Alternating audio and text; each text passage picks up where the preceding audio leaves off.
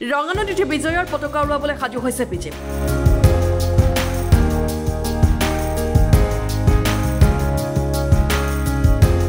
বিজেপিৰ বুথৰ পৰা মণ্ডললৈকে ৱাৰ্ডৰ পৰা পঞ্চায়তলৈকে সাজু ৰঙানদী।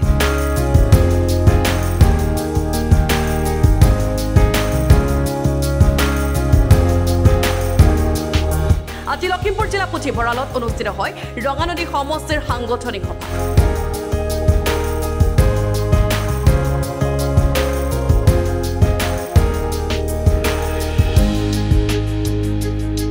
ৰঙানদীৰ বুথৰ পৰা নিৰ্বাচিত পঞ্চায়ত প্ৰতিনিধিলৈকে বহু কৰ্মকৰ্তা উপস্থিত থাকে এই সভাত।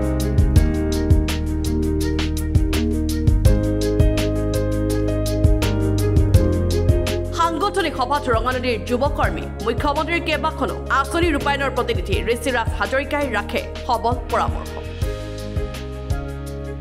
আজি আপোনালোকলৈ আহ্বান জনাইছো যে প্ৰত্যেকজন বুথ প্ৰেচিডেণ্টৰ জৰিয়তে যি মুখ্যমন্ত্ৰী সাহায্য পুঁজিৰ যি আঁচনিৰ কাৰণে যি ব্যৱস্থা আছে এই ব্যৱস্থা আহিবলগীয়া সময়ত যাতে প্ৰত্যেকগৰাকী বুথ প্ৰেচিডেণ্ট, প্ৰত্যেকগৰাকী শক্তি কেন্দ্ৰ আৰু প্ৰত্যেকগৰাকী PRI মেম্বাৰৰ জৰিয়তে হয় তেনেকুৱা এটা ব্যৱস্থা আমি নিৰ্মাণ কৰিছো শ্যামল শৰ্মা ডাঙৰীয়াৰ নেতৃত্বত। বুথৰ সভাপতি কাৰ্যকৰ্তাক আওকাণ কৰি কাকো কাম নকৰিবলৈ আহ্বান ঋষিৰাজৰ।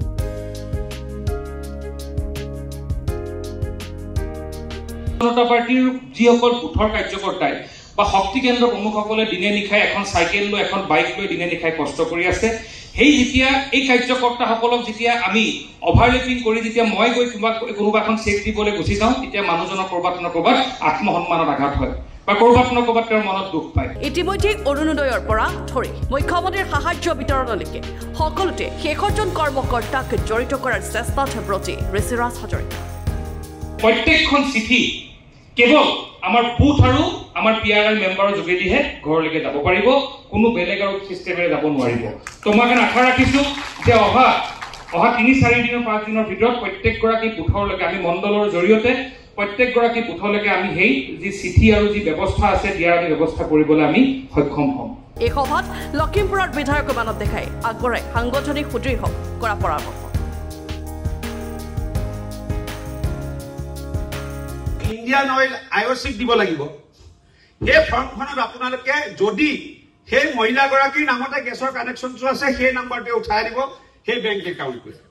যদি সেই মহিলাগৰাকীৰ নামত গেছৰ কানেকশ্যনটো নাই, তেওঁৰ শ্বহীদৰ পৰিয়ালৰ গেছ থকা সদস্যজনৰ একাউণ্ট নাম্বাৰ বা এই মানুহগৰাকীৰ একাউণ্ট নাম্বাৰ হ'ব, কিন্তু গেছৰ কানেকশ্যন নাম্বাৰটো আৰু নামটো ফিল আপ কৰি আনি জমা দিব লাগিব আপোনালোকে।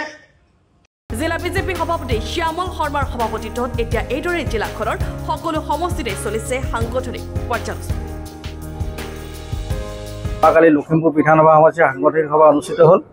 আজি ৰঙানদী সমষ্টিৰ যিখন সাংগঠনিক সভা অনুষ্ঠিত আজি হৈছে আৰু 15 তাৰিখে নাওবৈচা সমষ্টিৰ সাংগঠনিক সভা অনুষ্ঠিত হ'ব।